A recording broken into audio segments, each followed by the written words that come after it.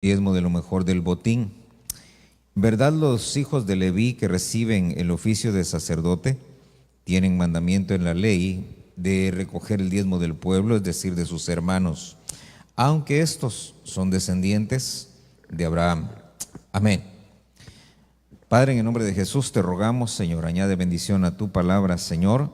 Te suplicamos, Señor, que nos edifiques, Señor, con los dichos de tu boca, Señor, que hagas fluir tu Espíritu Santo en medio de nosotros, Señor, con ese mover, esa unción de tus 5 ministerios que nos edifican. En el nombre poderoso de Cristo Jesús, mi Dios, venimos reprendiendo, venimos echando fuera, Señor, toda obra de las tinieblas, toda oposición, no solamente en el ambiente, Señor, sino aún en nuestra mente y en nuestro corazón. Venimos echando fuera toda incredulidad, Señor. Te rogamos y te suplicamos, Padre, que plantes en nosotros tu buena semilla, tu buena palabra, Señor, que nos permita, Señor, crecer y madurar de tal manera que alcancemos, Señor, aquello para lo cual tú nos has alcanzado. En el nombre poderoso de Jesús te damos gracias, Señor, bendecimos tu nombre y te rogamos, Señor, que nos abras tu palabra de la misma manera, Señor, que abriste el mar, de la misma manera que abriste el Jordán, que así tu palabra, Señor, se abra de tal manera que podamos encontrar lo que has dejado, Señor, escondido en ella para nuestra edificación. En el nombre de Jesús, Señor, te damos gracias. Amén, Señor, y amén. Gloria al Señor. Muy bien, venimos hablando acerca del sacerdocio de Melquisedec, que desde el final del capítulo 5 de Hebreos se viene hablando, o se abre ahí la puerta, ¿verdad?, para poder conocer un poco ese sacerdocio.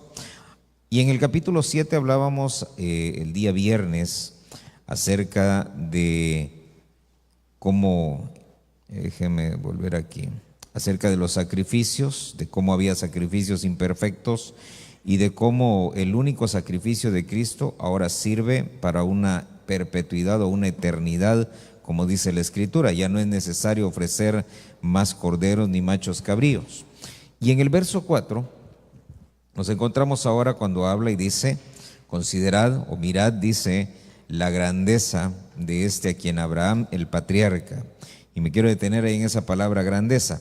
En griego, para hablar de algo grande se utiliza la palabra mega o megas, pero aquí no. Fíjese que aquí se utiliza otra palabra, es distinta, es pelikos, y esa palabra significa, dice, primariamente dice, es un interrogativo directo que significa cuán grande o cómo de grande o qué tan grande. Se usa, dice, como una expresión de exclamación que indica una magnitud o una grandeza. Por eso es que cuando se lee acá, aquí lo leemos nosotros, pero fíjese que no aparece como un interrogante, sino que dice considerad la grandeza. Debería de ser considerad qué tan grande es este al que Abraham le entrega los diezmos. Y fíjese qué interesante, porque hablando acerca de eso, déjeme que le lea aquí otras versiones cómo traducen esa palabra. Dice, considerad cuán grande fue Melquisedec. La versión mesiánica dice, solo piensen qué grande era este hombre. Hasta el patriarca Abraham le dio, dice, del botín. Y una versión más dice, fijaos qué grande tenía que ser Melquisedec, o qué tan grande tenía que ser Melquisedec para que nuestro mismo padre Abraham le diese la 10ª parte del botín. Ahora fíjese entonces, porque hay algo bien tremendo acá. Verso número 5 dice, en verdad, dice, los hijos de Leví que reciben el oficio de sacerdote. Fíjese esto. Estamos en Hebreos 7 y esta sería la 5, ¿verdad? Muy bien. Fíjese pues, el oficio, hablando del oficio sacerdotal, se recibe.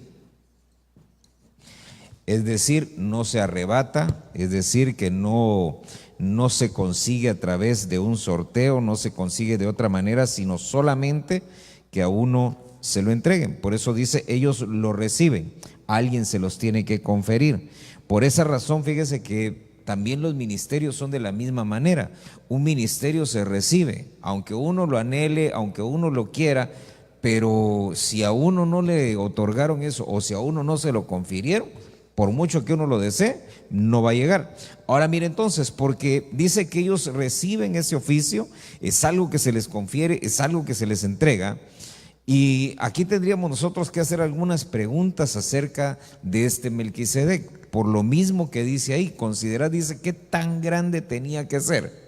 Entonces, si pensamos en eso, el sacerdocio levítico era un sacerdocio terrenal, era un sacerdocio de hombres, pero el sacerdocio de Melquisedec habría que preguntarse, si el sacerdocio se recibe, ¿quién se lo dio a Melquisedec? ¿Verdad? ¿Quién lo hizo sacerdote? Una vez siendo sacerdote, porque fíjese, una cosa era ser sacerdote y otra distinta era ser sumo sacerdote.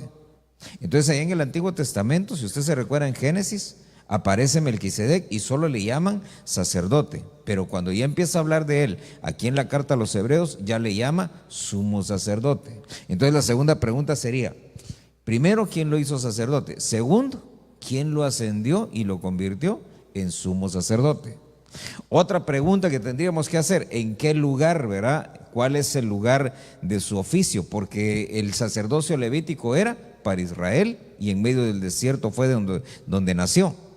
Pero ¿de dónde surge?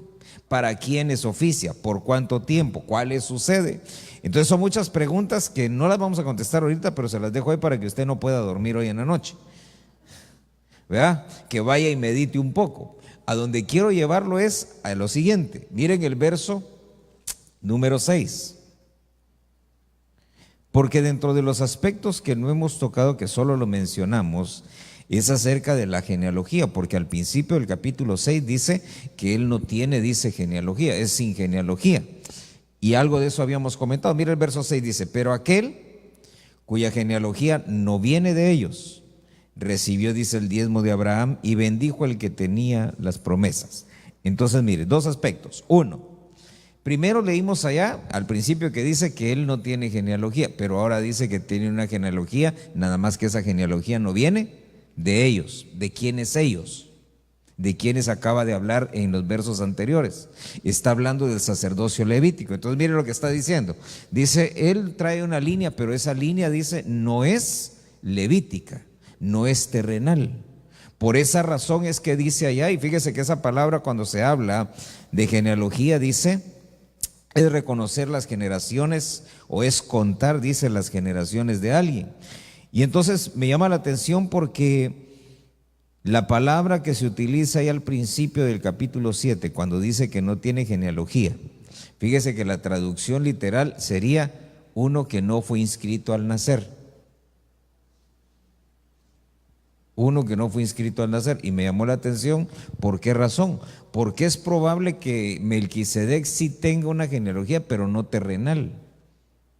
Amén. Por esa razón es que dice ahí, no, él no tiene genealogía aquí en la tierra, él no nació aquí en la tierra, él no es de aquí. Por eso dice, no tiene relación con el sacerdocio arónico o con el sacerdocio levítico. Dice, esa genealogía no viene de ellos, es decir, de allá de Aarón. Dice, y en la parte final dice, y bendijo Melquisedec al que tenía las promesas. Entonces mire, una cosa que tenemos que nosotros entender, que el receptor de la bendición, ¿cuál es? O uno de los receptores, ¿verdad? Porque la obediencia también es un receptor de bendición. Pero aquí está hablando, fíjese qué tremendo, porque yo pensé así también, pero mire lo que dice ahí. Él recibió el diezmo de Abraham y bendijo. ¿A quién bendijo? Entonces, las promesas son un receptor de la bendición. Es decir que viene Melquisedec y ahí trae, hermano, pan, trae el vino, ¿verdad? Que fue con lo que bendijo a Abraham. Y ¿sabe qué es lo tremendo? Que cuando él se acerca, porque mire, en ese pasaje de Génesis, cuando se encuentra Abraham con Melquisedec, dice que Melquisedec le salió al encuentro específicamente a Abraham. No salió al encuentro de ningún rey, no salió al encuentro de nadie más, sino específicamente de él. Entonces la pregunta es, ¿por qué lo fue a buscar a él? ¿Por qué se le acerca a él? Entonces la respuesta está aquí en Hebreos, porque ese era el que tenía las promesas. Entonces el receptor de esa bendición sacerdotal fueron las promesas que tenía Abraham. Entonces aquí viene una pregunta que usted y yo tenemos que contestarnos, ¿verdad? ¿qué promesas son esas? Porque si nosotros no aprendemos, mire, primero, a poder nosotros ponerle atención a las promesas de Dios. ¿Sabe que a veces por no ponerle atención o se nos olvidan, o les quitamos, o les ponemos, ¿verdad? Y eso es algo con lo que hay que tener cuidado. Fíjese entonces, dice acá, acompáñeme al libro de Josué, capítulo 21.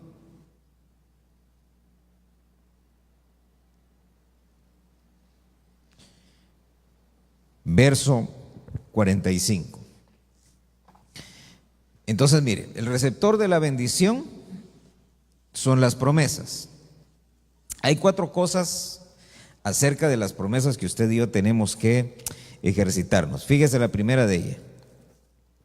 Josué 21:45 dice: no faltó ni una palabra de las buenas promesas que el Señor había hecho a la casa de Israel.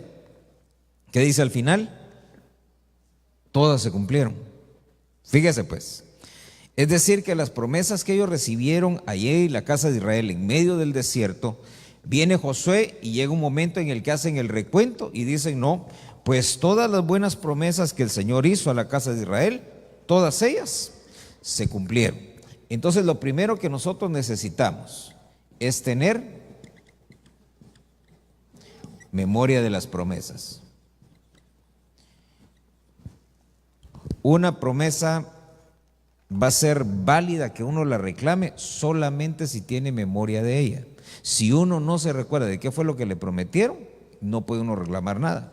Ahora mire entonces, porque lo primero es tener memoria nosotros de las promesas. Lo que Dios promete, lo cumple. Amén. Ahora mire entonces, fíjese la importancia de eso, porque aparte de que usted y yo tengamos memoria de las promesas, hay un segundo factor ahí que va intrínseco, ¿verdad?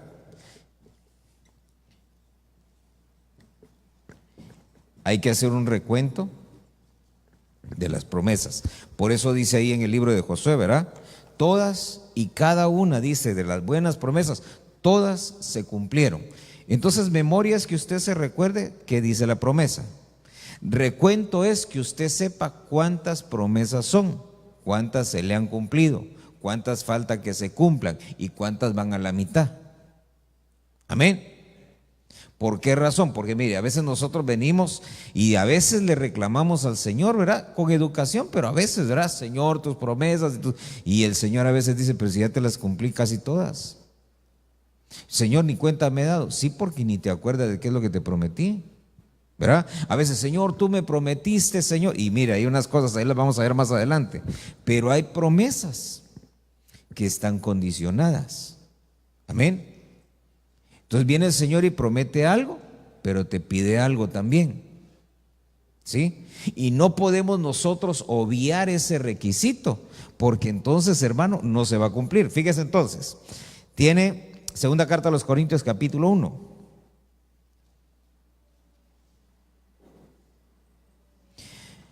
Mire pues, 1 Corintios le dije, ¿verdad? No, segunda, capítulo 1. Antes de entrar a 2 Corintios.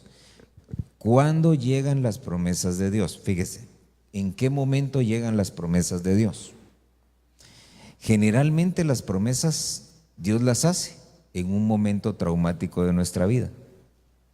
Amén. Entonces, en medio de ese momento traumático, Dios da la promesa y ahí es donde uno tiene que agarrarla y aferrarse a ella. Amén. El problema, ¿cuál es? Que muchas veces nosotros, hermano, sí, en el momento la agarramos, en el momento nos aferramos, pero se nos empieza a olvidar. Amén. Y luego recordamos nada más algunas cosas que el Señor nos dijo. Ya no recordamos todo. Mire lo que dice aquí 2 Corintios, perdón. Capítulo 1 y verso 20. Pues tantas como sean las promesas de Dios, en Él todas son sí. Por eso también por medio de Él, amén. Amén es que así sea, ¿verdad? Que se cumpla. Para la gloria de Dios, por medio de nosotros. Entonces, mire, por eso le decía, no solo se trata de recordar lo que dice la promesa, se trata de recordar cuántas son, cuántas lleva.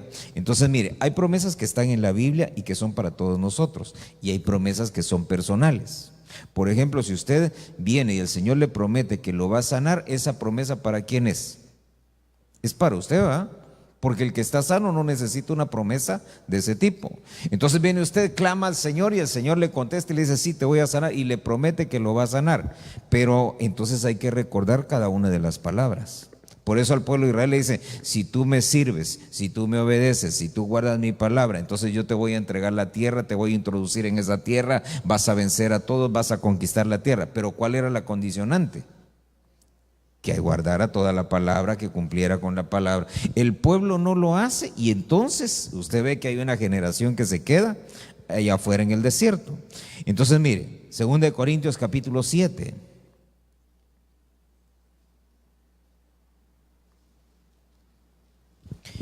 Porque hay un tercer factor, es el conocimiento. Obviamente, el conocimiento de las promesas. Dice, capítulo 7, verso 1, 2 Corintios, dice, por tanto, amados, teniendo estas promesas, limpiémonos de toda inmundicia de la carne y del espíritu, perfeccionando la santidad en el temor de Dios. Fíjese pues, por tanto, amados, teniendo estas promesas, limpiémonos de toda inmundicia de la carne y de ¿qué? Entonces mire, déjeme hacer una pausa ahí. Es entendible que tengamos inmundicia de la carne, porque la carne ¿qué es? Es nuestra alma más nuestro cuerpo. Ese es el vehículo del pecado. Pero fíjese que dice también, limpiémonos de la inmundicia de la carne por un lado y también de la inmundicia del espíritu. Entonces hay cosas de las que tenemos que tener cuidado. ¿Por qué razón? Mire lo que dice, teniendo estas promesas, ¿qué es lo que nos va a motivar a tener una limpieza? ¿Qué es lo que nos va a empujar a la limpieza?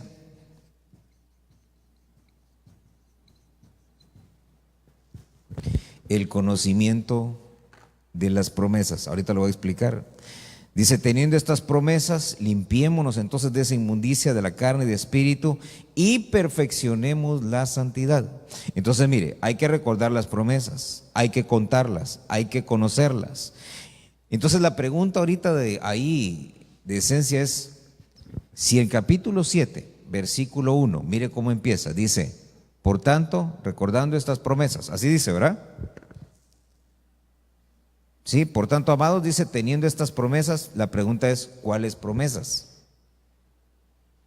Por lo tanto, amados, dice, teniendo estas promesas, ¿cuáles promesas? Porque el capítulo 7, versículo 1 va empezando el capítulo. Entonces hay que irse un poquito atrás para que miremos cuáles son esas promesas que deben de impulsarnos a buscar la limpieza no solo de nuestro cuerpo, sino de nuestro espíritu también. Entonces, mire, váyase al capítulo 6 de la segunda carta a los Corintios.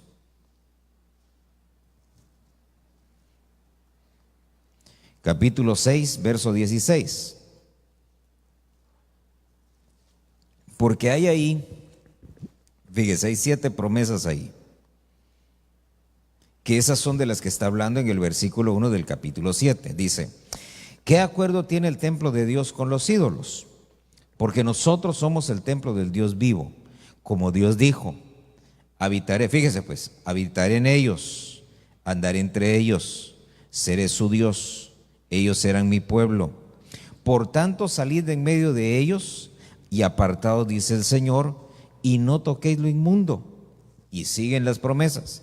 Y yo os recibiré y seré para vosotros padre, y vosotros seréis para mí hijos e hijas, dice el Señor Todopoderoso.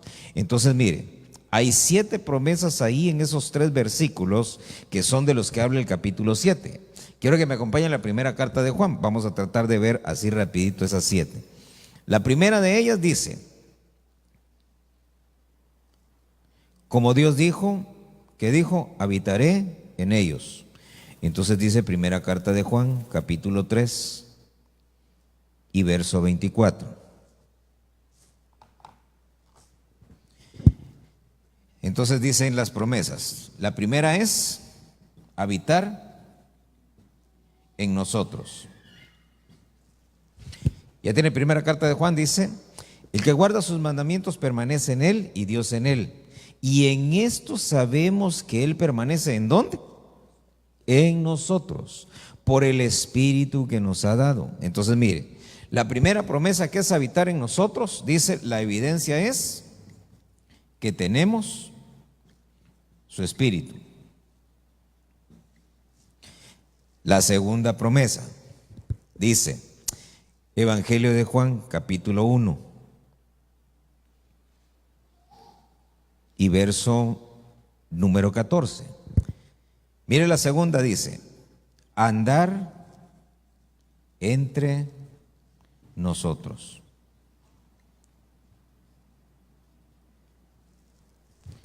Dice Evangelio de Juan capítulo 1 y verso 14.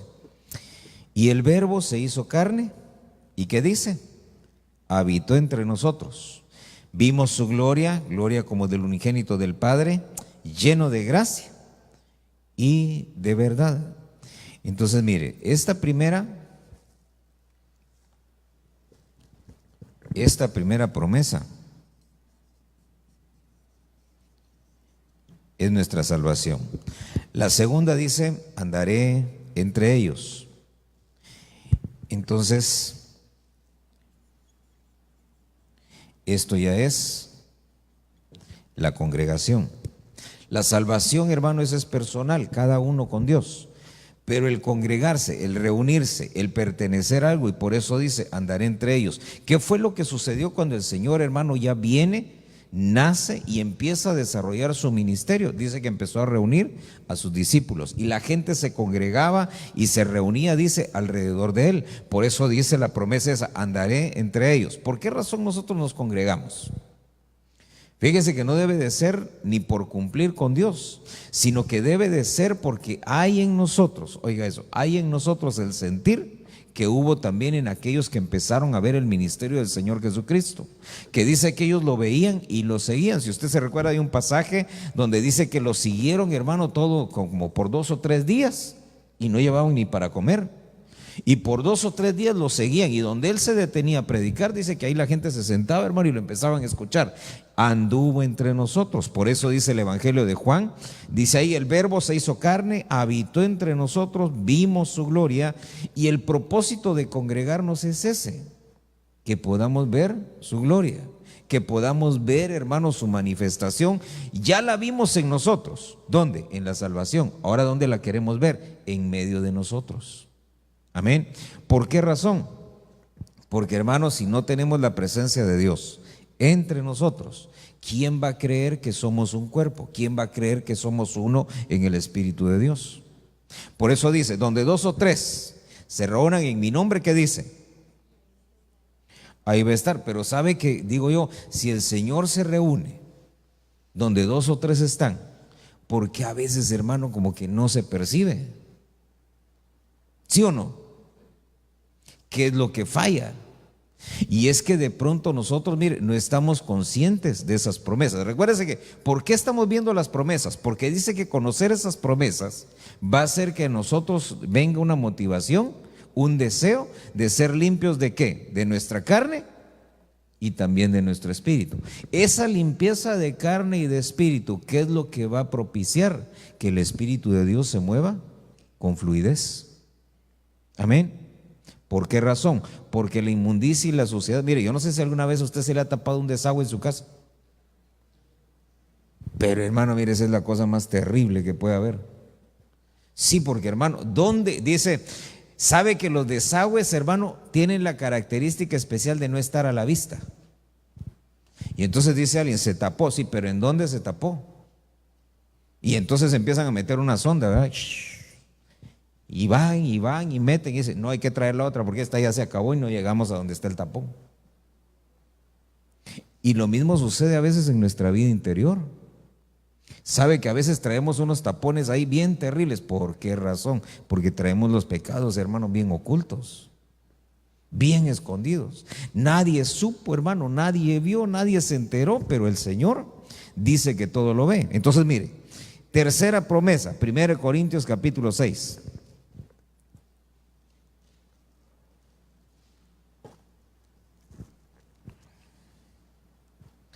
verso 11. Mire, ya vimos dos entonces. Uno es la salvación. Segundo es que nos congreguemos, ¿verdad?, en su nombre, alrededor suyo. El tercero es 1 Corintios 6:11. Dice, esto erais algunos de vosotros, pero fuisteis lavados, fuisteis santificados, fuisteis justificados en el nombre del Señor Jesucristo y en el Espíritu ¿de quién? De nuestro Dios. Entonces, mire, ¿qué decía ahí en Corintios la tercera promesa? Él decía, yo seré su Dios. Entonces él prometió ser nuestro Dios. Y leímos ahorita aquí en este versículo de 1 Corintios, dice, esto erais algunos de vosotros, pero hubo un lavamiento, hubo una santificación, hubo una justificación, todo esto en el nombre del Señor Jesucristo y en el Espíritu ¿de quién? De nuestro Dios. Entonces mire, salvación, congregación, esta es la restauración.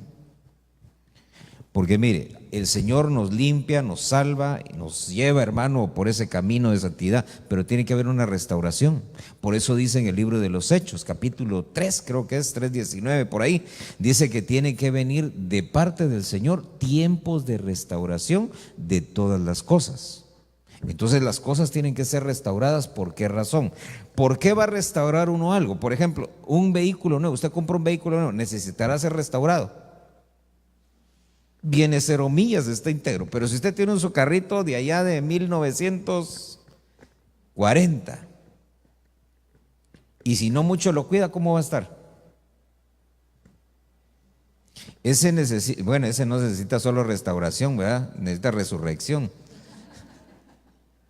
Sí, y sabe que el pecado es lo que hace con nosotros, hermano. Nos empieza a degradar, nos empieza a destruir, nos empieza, hermano, a hacer que perdamos condición. Por eso es que una vez que nos salva el Señor, una vez que nos junta en su nombre, entonces tiene que empezar a haber un proceso de restauración de todas las cosas. Pero fíjese que Dios no trabaja de afuera para adentro, sino que trabaja de adentro para afuera. Primero agarra todo lo de allá adentro y lo empieza a componer, y cuando lo de adentro ya se arregló, por afuera pareciera que las cosas, hermano, dice uno, pero qué fácil estaba, dice uno. No, si lo difícil fue lo de adentro. Sabe que Dios, para arreglar las cosas de afuera, por ejemplo un problema económico, Dios puede hacer, hermano, que le lluevan billetes de ahí arriba. Mire, no sé si usted se recuerda de esa anécdota, ¿verdad? De esa historia de la viejita que se puso a orar porque no tenía nada que comer. Y hermano, estaba ahí junto a la pared y, Señor, por favor, mándame, no tengo nada que comer. Del otro lado habían unos marihuanos. Y entonces empezaron a escuchar que ella estaba ahí orando y dijeron, ya se dijo uno, sacó dinero y dijo, voy a comprar un par de bolsas ahí de pan y se las vamos a tirar a esta viejita. Y sí, dice el otro, va y la compra y le tiran las 2 bolsas y ¡pum!, le caen las bolsitas. Señor, gracias por enviarme, Señor, este alimento, gracias por tu provisión. Entonces se subió uno a la pared, le dice, viejita tonta, fui yo el que le tiró eso. Señor, gracias por este marihuano que usaste para mandarme de comer. Sabe que todo, hermano, depende de si nosotros realmente estamos viendo la mano de Dios o no. Amén. Porque a veces, hermano, mire, decimos nosotros, por como dice la Biblia, ¿verdad? A veces Dios no permite que avancemos o que prosperemos, porque lo primero que vamos a decir es, mi fuerza y mi brazo fueron los que me dieron esto. Entonces dice Dios, tu fuerza y tu brazo, vamos a ver hasta dónde llegas. Entonces mire, prometió ser nuestro Dios para traer tiempos de restauración. Mire esta otra promesa. Carta de Pablo a Tito, carta de Tito, capítulo 2.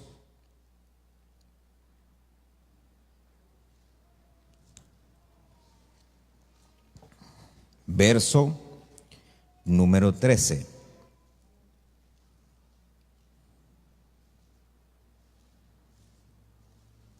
¿Ya lo tiene? Tito 2:13 dice, aguardando la esperanza bienaventurada y la manifestación de la gloria de nuestro gran Dios y Salvador, Cristo Jesús, quien se dio a sí mismo por nosotros para redimirnos de toda iniquidad, y oiga eso, y para purificar para sí un pueblo que dice, para posesión suya, celoso ¿de qué? de buenas obras. Entonces, la cuarta promesa que leímos ahí en Corintios dice que seremos su pueblo. Ahora bien, mire cómo dice entonces la carta de Tito. Un pueblo dice, a quien se dio a sí mismo por nosotros para redimirnos de todo. Redimir es comprar, es tomar a alguien y comprarlo y hacerlo propiedad, ¿verdad?, de aquel que pagó por él. Redimirnos de toda iniquidad y purificar para sí un pueblo para posesión suya. Entonces mire, esta promesa es una promesa de integración, que no es lo mismo que congregación. ¿Por qué razón? Porque, hermano, congregarse es reunir a todos en un lugar. Integración es hacerlos parte de algo. Por eso es que dice ahí, yo los voy a hacer que sean mi pueblo. Es decir, los voy a integrar de tal manera que se conviertan en algo que no eran. Por eso dice en la Biblia, cuando le habla a Israel, miren, ya me cansé, dice, de ustedes no me obedecen, no me hacen caso, pero ¿saben qué dice? Los voy a llamar a celos con un pueblo que no era pueblo. Entonces nosotros, hermanos, nosotros estábamos, mire, ¿sabe cómo somos nosotros o cómo éramos? Así como los inmigrantes en Estados Unidos. ¿Qué son ellos allá? Nada. ¿Por qué razón?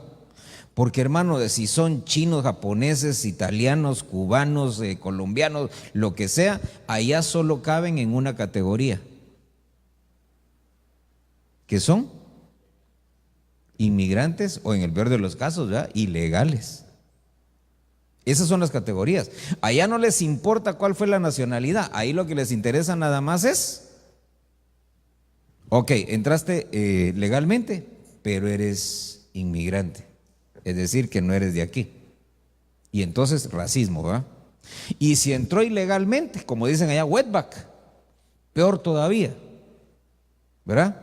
Despreciado por ser inmigrante y despreciado también por haber entrado ilegalmente. Y ese le va peor. ¿Por qué? Porque ese hasta lo echan del país. Entonces viene el Señor y dice, voy a agarrar a unos así como esos, que nadie los quería, y los voy a integrar a todos en un solo pueblo, en una sola nación. Y de ahí nace entonces ese reino y sacerdocio para Dios su Padre, y que está regido por un rey y sacerdote que se llama Melquisedec. Entonces mire, esa es nuestra integración. Hebreos capítulo 12, verso número 6.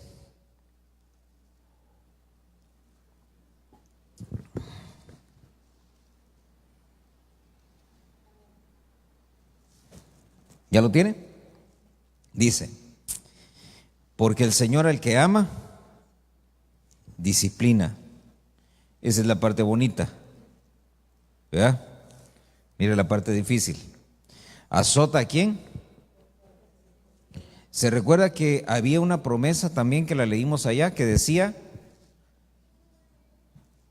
los que los recibiré, los recibiré. Mire, se la leo para hacerle, a ver. Era Corintios 6:16, ¿verdad? Ahí está, miren. Verso 17. Salid en medio de ellos, apartados, dice el Señor, no toquéis lo inmundo, y yo os recibiré. ¿Para qué nos va a recibir? Dice ahí, leímos ahorita.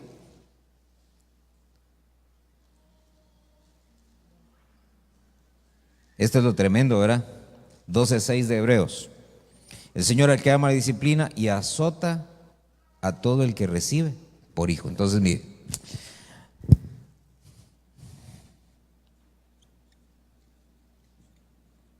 prometió recibirnos. Eso era aquí, verá, primero. Recibirnos, pero no nos va a recibir así como estábamos, sino que nos agarra y dice, bueno, tú que no tenías padre, tú que no tenías destino, tú que no tenías una vida, ahora yo te recibo, pero te recibo como mi hijo. Amén. Amén, decimos todos, ¿verdad? Entonces viene el Señor y una vez que aceptamos, ¿verdad?, que nos recibe y todo, entonces se saca el cinto. Eso es lo que dice en Hebreos. ¿Sí o no? Dice ahí, yo los voy a recibir, y todos decimos, gloria a Dios, voy a hacerlos mis hijos. Sí, Señor, qué lindo que somos tus hijos. Como son mis hijos, entonces ahora vamos a empezar a corregir las cosas. Entonces mire qué tremendo, ¿verdad? Porque eso ya nos habla, aunque usted no lo crea, esta ya es relación. Salvación, congregación, restauración, integración, y luego viene entonces la relación con Dios. Y esa relación implica que nosotros tenemos que entregarle a Él toda la autoridad. Y cuando entregamos toda la autoridad, la parte difícil es que nosotros aceptemos la corrección que Él hace en nuestra vida. ¿Por qué razón? Porque, hermanos, si nosotros lo hubiéramos hecho todo bien, jamás hubiéramos buscado al Señor. Pero lo buscamos porque en algún momento nos dimos cuenta que las cosas, hermanos, se nos estaban cayendo. Mire esto, sexta promesa, primera carta de Pedro, capítulo 1.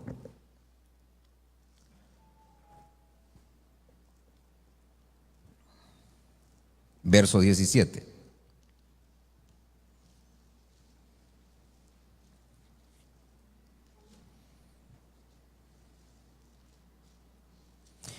Dice 1:17, 1 Pedro, si invocáis como Padre a aquel que imparcialmente juzga según la obra de cada uno, conducíos en temor durante el tiempo de vuestra peregrinación. Oiga eso, si invocáis como Padre a aquel que imparcialmente juzga según la obra de cada uno, conducidos en temor durante el tiempo de vuestra peregrinación.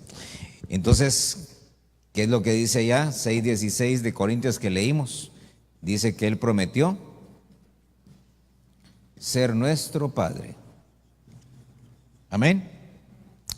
Ahora mire entonces, porque ¿qué implica eso? Esto ya nos habla de la provisión. Dice, ¿qué padre dice, ay, que si su hijo le pide pan, le va a dar piedras? ¿O qué padre si su hijo pidiendo le dice un pez, le va a dar una serpiente? Entonces dice, así dice, si vosotros siendo malos padres sabéis dar buenas dádivas a vuestros hijos, ¿cuánto más vuestro Padre que está en los cielos? Entonces cuando Él promete, hermanos, ser Padre, y dice acá, si invocamos nosotros como Padre aquel que juzga imparcialmente, eso quiere decir que cada vez que nosotros clamamos a Él, hermanos, Dios siempre nos oye. Amén. Aunque no siempre le conteste.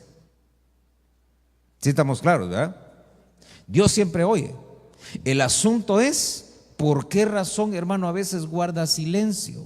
¿Por qué a veces, hermano, nos hace esperar? Porque nosotros quisiéramos, mire, así, ¿verdad? Pero la pregunta aquí, hermano, ¿sabe qué? ¿Cuánto nos tardamos nosotros, verdad, en atender el llamado del Señor? Por un lado. Y por el otro, antes de nosotros decir, Señor, ¿por qué no me oyes? ¿Por qué no me contestas, Señor? Ya llevo 2 años ayunando y no hay nada, Señor, no veo nada. Lo que hay que ver es qué es lo que no estamos sacando.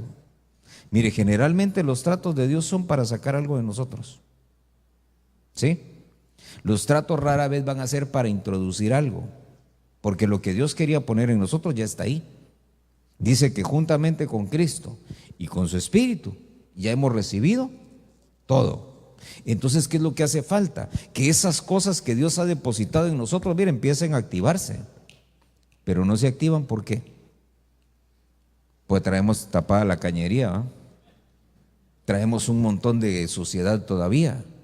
Y por esa razón es que de pronto viene el Señor y dice, si ya te escuché, si yo sé que traes problemas y todo, pero el problema es que hay que limpiar primero. Hay que destapar, ¿para qué? Para que fluya mi espíritu. Mire, nosotros no podemos creer, no podemos tener fe, a menos que el Señor nos motive a eso. ¿Sí? Entonces, para que suceda algo, para que haya fe, para que algo suceda, el Espíritu en nosotros tiene que activar esa fe. Esa es la gracia. La gracia es eso que Dios pone en nosotros, ¿verdad? Esa fuerza divina que Dios pone en nosotros para poder obrar, para poder activar, hasta para creer. Amén. ¿Sabe por qué?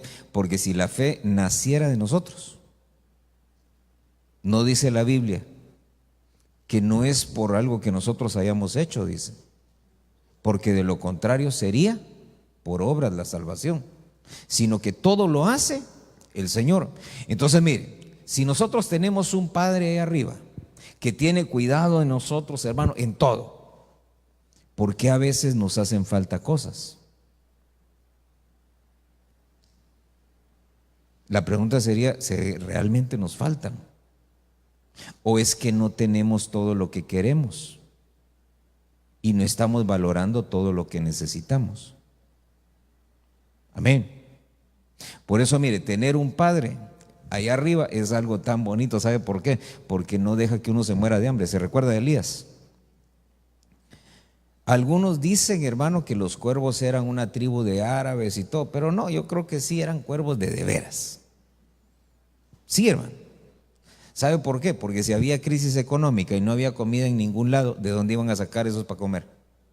¿Verdad? Por eso es que no tiene sentido. Ahora, ¿quién le daba a los cuervos esa carne? Yo creo, hermano, pienso que así como el pan. ¿Se recuerda el pan que le llevaron a comer a Elías cuando se quedó postrado? Y que comió 2 veces y entonces se levantó y como que gasolina le habían echado. ¿De dónde venía ese pan? Dice que los ángeles se lo llevaron. ¿De dónde sacaron los cuervos la carne si había crisis? 2, yo no sé, no he leído yo que así diga la Biblia, pero se me hace como que la carne ya iba cocida. ¿Por qué dónde lo iba a cocinar Elías? ¿Verdad? Algunos dicen, no, agarraban carroña. Volvemos al mismo punto. Ya no había nada que comer. Hasta los animales y todo ya se los habían acabado. Había crisis. Entonces no había cómo hubieran animales muertos ahí de donde agarraran carne. ¿De dónde sacaban la carne? Mire, sí sé yo, por lo que dice la Biblia, que de plano allá en el cielo hay hornos y hay ángeles que cocinan pan. No sé si hay vacas en el cielo. ¿Sí?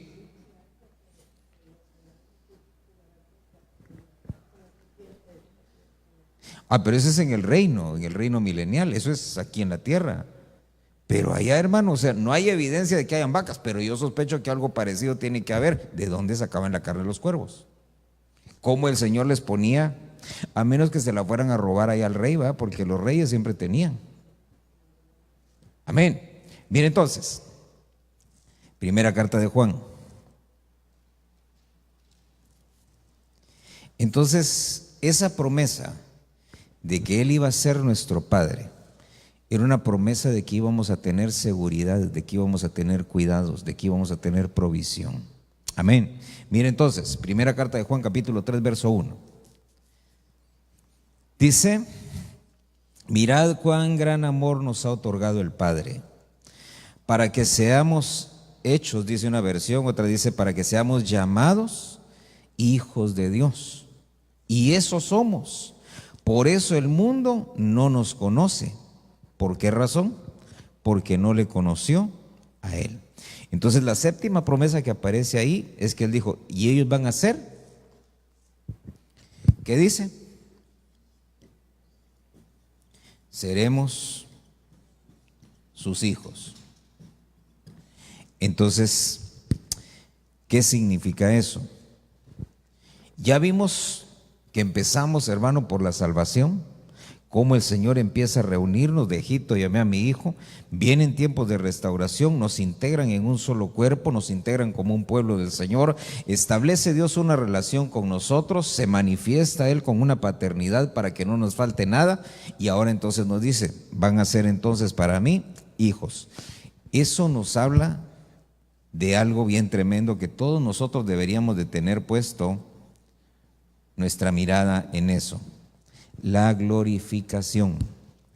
¿Por qué razón? Porque la glorificación es el momento en el que se va a manifestar lo que nadie vio antes. Porque mire el hermano que está a la par, sonríase con él y así disimuladamente chéquelo y piense usted si se parece a Dios. No muchito, ¿ah? Porque si Dios fuera así, hermano, qué frustración, ¿va? Es que mire, un hijo tiene que tener. Mire, si cuando nacen los niños no le dicen a uno, tiene los ojos suyos, tiene la nariz suya, tiene los pies suyos, dice uno nunca ve eso hasta que ya están grandecitos, ¿verdad? Pero ya que están grandes, ¿verdad? Hasta las mismas costumbres, ¿verdad? Si el papá tuerce la cabeza y el niño también. Sí, si el papá, hermano, es así de diente de ratón, cuando uno siente el niño también ya se le empieza a hacer diente de ratón. Sí, empiezan a desarrollar y dice uno, mire, la genética es innegable. ¿Sí? Algunos tratan de engañar a la genética, pero al final de cuentas sale como un chinito que demandó a la esposa y se divorció. Porque, hermano, la esposa estaba bien bonita y entonces él se casó. El problema fue que cuando nació el primero, dijo ella, oye, Sorullo,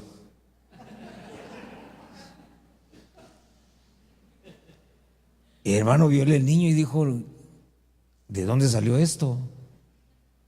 Y hermano, y se enojó y dijo, pues pensó que ella le había sido infiel. Y dije, no, nunca, jamás y todo. Hagamos un examen, dijo él, y fueron a hacer el examen, hermano, y la genética, y cabal salió que sí era hijo de ellos. Y entonces él empezó a hacer cuentas. Y dijo, no, dijo, aquí algo hay. Y entonces, hermano, finalmente salió la verdad. Llevaba como 25 operaciones la mujer para corregir lo que la genética había hecho con ella. Pero esas correcciones no iban a brincar a la siguiente generación. ¿Sí? Ella tratando de corregir lo que la genética le había regalado, pero hermano, no podía heredar eso. Entonces mire qué tremendo, porque la genética, hermano, nos va a traicionar, a menos que el Señor haga algo con nosotros. Por esa razón es que dice esa séptima promesa, dice, ustedes van a ser mis hijos. ¿Para qué? Para que tengan mi genética. Por eso, mire, en la glorificación se va a manifestar, porque la glorificación es que nos sentemos a la diestra del Hijo, así como el Hijo se sentó a la diestra del Padre. Amén. Entonces, cuando nos sienten ahí, todos van a ver y todos van a decir, estos tenían razón, no estaban locos. La Biblia decía la verdad. ¿Por qué razón? Porque nos vamos a parecer al Señor Jesucristo. Amén. Dice la Biblia, vamos a ser como el primogénito. No como el unigénito, pero sí como el primogénito. Y si nosotros vemos al primogénito de la creación, hermano, sentado a la diestra del Padre, ahí aparece en Apocalipsis. Y así vamos a ser también nosotros. Por eso es que esa séptima promesa, ¿qué es lo que nos da? Es la seguridad de que nos vamos a sentar en un trono así como el Señor Jesucristo lo hizo. Amén. Ahora mire entonces, porque hay tres, las últimas tres, que serían de las 5 a las 7. Esas tres, hay condiciones, hay condiciones. Fíjese que dice, si usted me acompaña de regreso allá, ¿qué dijimos? ¿Corintios qué era? ¿6? Sí, 2 Corintios 6.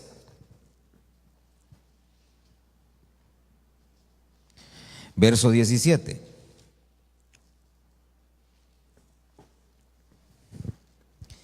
Es decir que hasta acá llegamos, hermano, pudiéramos decir con cierta facilidad. Pero las otras tres, para poderlas alcanzar, hay condiciones o requisitos, si usted quiere ponerle. Mire pues, dice 2 Corintios. Por tanto dice, mire las tres condiciones. Salid de en medio de ellos, apartaos, dice el Señor, ¿y qué? No toquéis lo inmundo. Entonces yo os recibiré, seré para vosotros padre y seréis para mí hijos e hijas. Entonces mire qué tremendo, porque esos tres Vaya, requisitos, pongámosle así. ¿Cómo dice el primero? Ok, salid de en medio o de entre los incrédulos. Eso es que dejemos de estar mezclando las cosas, que no nos mezclemos con el mundo. Segundo, ¿qué dice? Apartados. Ese apartados nos habla a nosotros allá a una de las iglesias en Apocalipsis. Le habla de la amistad con el mundo. Hay un punto en el que tenemos que empezar a filtrar amistades. ¿Por qué razón? Porque lo que no nos edifica, vamos a tener que empezar a echarlo por la borda. Lo que frena nuestro crecimiento, nuestro desarrollo, nuestro avance, hay que empezar a echarlo por la borda. Por esa razón es que de pronto introduce aquí, ¿verdad? Introduce esas tres condiciones. ¿Para qué? Para que uno pueda seguir creciendo y avanzando. Y la última, dice, ¿qué dice? No tocar lo inmundo, ¿verdad? Eso es que no seamos nosotros profanos, como fue Esaú. Si usted se recuerda, dice que Esaú, hermano, fue un profano casi desde el principio. ¿Qué fue lo que hizo? Dice la Biblia que cuando llegó el momento en el que él se iba a casar, sabiendo él, mire qué tremendo, sabiendo él que a la mamá le caían mal, hermano, las de las tribus así que no pertenecían, hermano, a su casa, las familias de afuera, dice que él fue y se buscó, no sé si amonitas o algo así fue lo que se fueron a buscar, y con ellas se casó. Y dice la Biblia que estas mujeres, a Sara, la mamá de Saúl, le hacían la vida imposible. Lo otro, dice la Biblia que se hizo Esaú un hombre del campo, es decir, que nunca le gustaba estar en su casa, siempre andaba fuera. Sabemos que en un lenguaje figurado el campo, ¿qué es? Es el mundo. La hija de Jacob, se recuerda, cuando quiso ir a probar la vida que llevaban las mujeres de fuera, fue cuando la violaron y entonces, hermano, vino toda la debacle para su familia. Entonces, hay tres condiciones: salir de en medio, dejemos de mezclarnos con el mundo, que nos apartemos, es decir, que empecemos a dejar aquellas cosas que sabemos que no nos están influenciando para bien y que hay que alejarnos de ellas, porque si no nos alejamos de ellas, ellas nos alejan de Dios. Y finalmente, que no toquemos lo inmundo. Mire, hay cosas que son como, ¿cómo le dijera? Como obvias, pues, ¿sí? Hay cosas que definitivamente uno dice, no, pues vaya, le voy a poner una. Fíjese pues, no tocar lo inmundo. ¿A usted le gusta ir al cine? Va, más fácil, ¿le gusta ver películas en su casa? ¿Sí? Bueno, ¿tiene Netflix? No. Va, Claro Video, pues. Pero mire pues, entonces viene usted y dice, voy a ver una película, vaya. De repente en la película hay una escena que no tiene nada que ver con la película, pero es costumbre introducir una escena de ese tipo en todas las películas. Entonces, una de dos: o se queda viendo o se brinca la escena.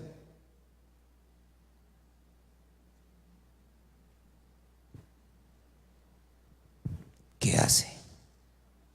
Tan, tan, tan, tan. Porque ahí es donde uno toca lo inmundo. Por eso, mire, uno tiene que tener esa fuerza. No solo la fuerza, tenga el control en la mano, ¿ah? Porque mire, le aseguro que más de alguna vez le ha pasado que aparece y usted, ¿dónde está el control? No, hombre, ya para cuando lo encuentra se está acabando la película. Sí, o sea, ya no solo tocó, se embarró. Entonces dice, no toques lo inmundo. Sabe que uno tiene que tener un cuidado para todo. Y no es que uno sea legalista, exagerado, no, sino que no tocar, mire, no tocar, ya no digamos que lo agarre, porque no dice, no agarréis, no dice, ¿qué es tocar? Ahí está, agarrar es sentarse y es otra cosa. Entonces, ¿cómo es que dice por ahí, verdad? Dice un dicho, no, no es un dicho, es una canción que dice que comenzó por un dedito y a la mano llegó. Entonces, ¿por qué dice no toques? Porque después de tocar vas a querer probar. Y ahí es donde empiezan los problemas. Entonces, mire, por eso es que de pronto ahora dicen, ay, qué débil de mente, qué débil de espíritu, que no puede ver ni una escena así. No, es que no hay que tocar lo inmundo. No hay que tocar, ya no digamos que se sumerja, ¿va? Amén. Entonces, mire, cerremos. 7 promesas. ¿A quién bendijo Melquisedec? A Abraham. ¿Por qué lo bendijo? Porque era el que tenía las promesas. ¿Por qué no fue a buscar a nadie más de todos los que venían de la batalla? Porque ninguno de esos tenía promesas. El único que tenía promesas de parte de Dios era Abraham. Por eso es que llega Melquisedec y ahí trae, hermano, el pan y ahí trae el vino para bendecirlo, y específicamente se fue a buscarlo a él. Cuando lo encuentra, lo bendice. ¿Por qué razón? Porque tenía las promesas. Amén. Y amén. Cierre sus ojos, vamos a orar. Y vamos a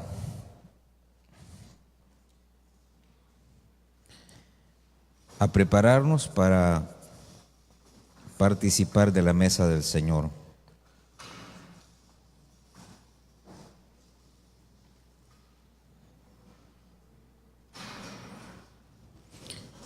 Ahí con tus ojos cerrados.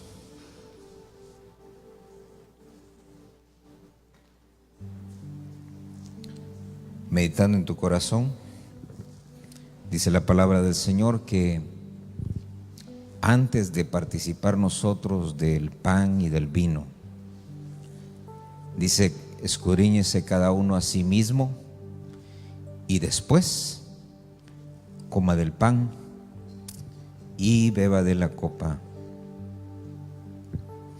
Y ahí con tus ojos cerrados, meditando, escudriñando tu caminar, escudriñando tus pensamientos, tus intenciones.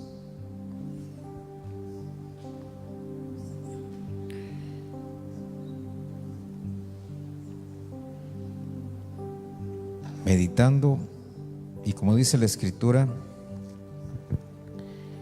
que cada uno de nosotros nos podamos acercar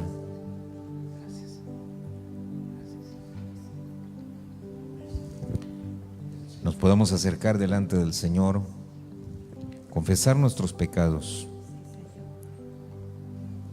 Dios sabe que has fallado, Dios sabe que has pecado,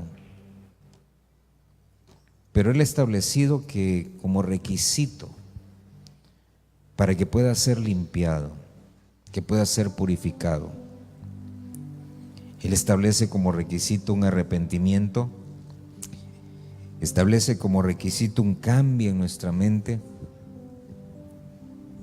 establece como requisito la disposición en nuestro corazón de apartarnos del pecado. Y entonces Él se va a manifestar trayendo una limpieza, una purificación, así como leímos hoy,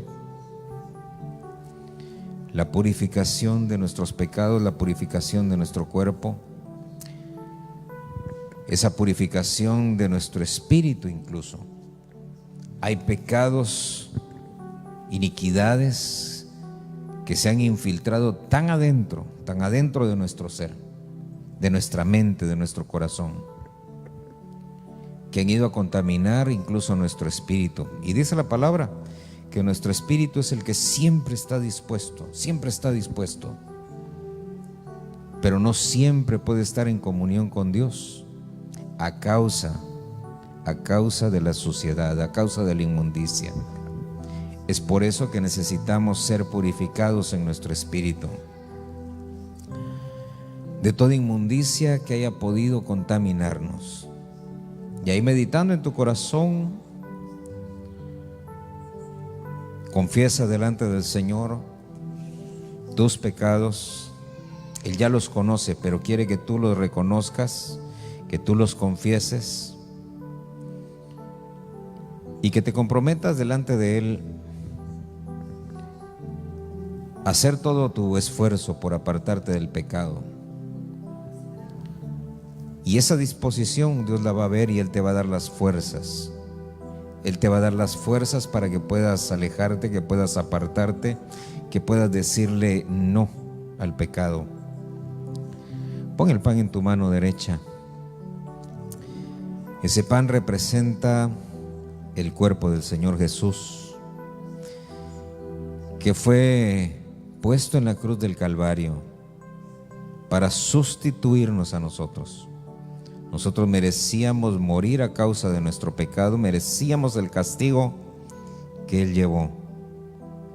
Pero dice la Escritura que Él nos sustituyó en todo el sufrimiento, en todo el padecimiento.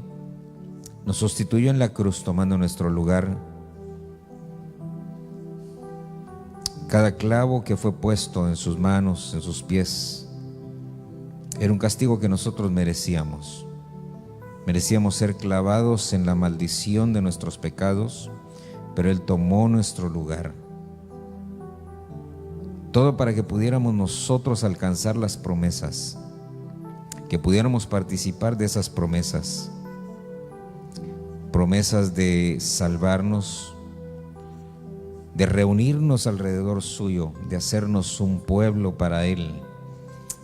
Promesa de restaurarnos, de regenerarnos, una promesa de llevarnos a una glorificación. Y todas esas promesas están accesibles para nosotros a través de Cristo. Padre, en el nombre de Jesús te damos gracias. Pon el pan en tu mano derecha, alza tu mano, dale gracias al Señor.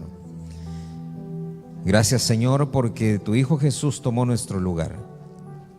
Y es por eso que ahora podemos acercarnos, Señor, delante de tu presencia, dándote gracias, Señor.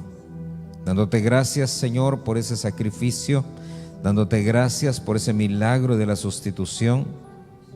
Y en el nombre de Jesús, mi Dios, te rogamos que borres, Señor, nuestro pecado, que lo borres, Señor, aún de nuestra propia mente, de nuestro propio corazón, de tal manera que si tú ya no tienes memoria de nuestros pecados, tampoco nosotros, Señor, los recordemos más.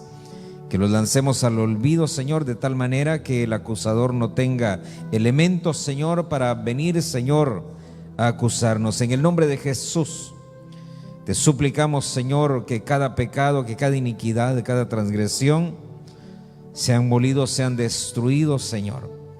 Así como este pan es molido también en nuestra boca, así, Señor, también cada obra nuestra, Señor, que se ha convertido en una afrenta en contra tuya, Señor, también así sean destruidas, Señor. En el nombre de Jesús, nos hacemos uno contigo, Señor Jesús, en tu muerte. En el nombre poderoso de Jesús, comamos del pan.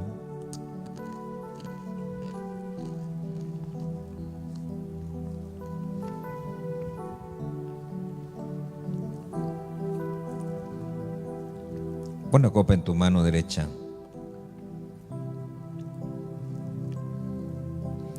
Y álzala al cielo y dale gracias al Señor por esa sangre derramada en la cruz del Calvario. Señor, te damos gracias por la sangre derramada a causa nuestra, por esa sangre derramada para nuestra limpieza, para nuestra salvación. Gracias, Señor Jesús, porque tu sangre permanece fresca para limpiarnos y purificarnos. Purifica nuestro cuerpo, purifica, Señor, nuestro espíritu. En el nombre poderoso de Jesús, te rogamos y te suplicamos, Señor, que hagas esa obra en nuestra vida. Límpianos y purifícanos de toda iniquidad, de toda transgresión, de todo pecado. En el nombre poderoso de Jesús te lo rogamos, Padre, de tal manera que podamos presentarnos delante de ti, Señor, dignamente. En el nombre poderoso de Cristo Jesús, trae sanidad, Señor. Trae sanidad para tu pueblo. Trae, Señor, restauración. En el nombre poderoso de Jesús, te lo pedimos, Señor, y te damos gracias. Transforma, Señor, la genética que se ha corrompido. Señor bendito, todo código en la genética que se haya corrompido, Señor, te rogamos y te suplicamos que tú lo corrijas, Padre bendito, a través de la sangre del Cordero. En el nombre poderoso de Cristo Jesús, te lo pedimos, Señor. Y te damos gracias, Padre, en el nombre de Jesús. Bebamos de la copa en el nombre de Jesús.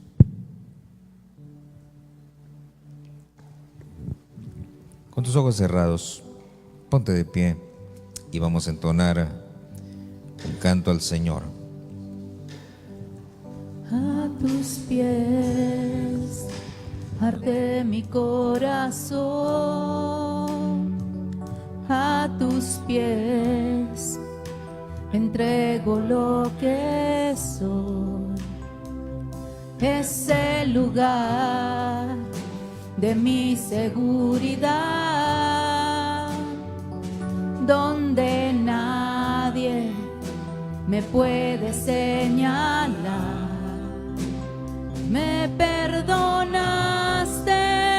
me acercaste a tu presencia, me levantaste y hoy me postro a adorarte. No hay lugar más alto,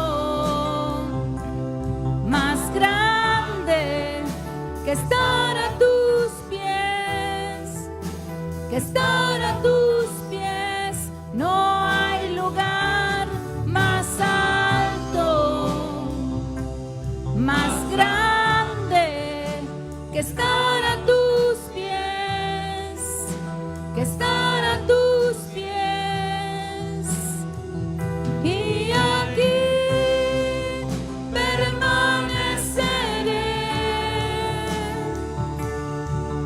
postrado a tus pies. Y aquí permaneceré a los pies de Cristo. Y aquí permaneceré, postrado a tus pies. Y aquí permaneceré a los pies de Cristo. No hay lugar más alto,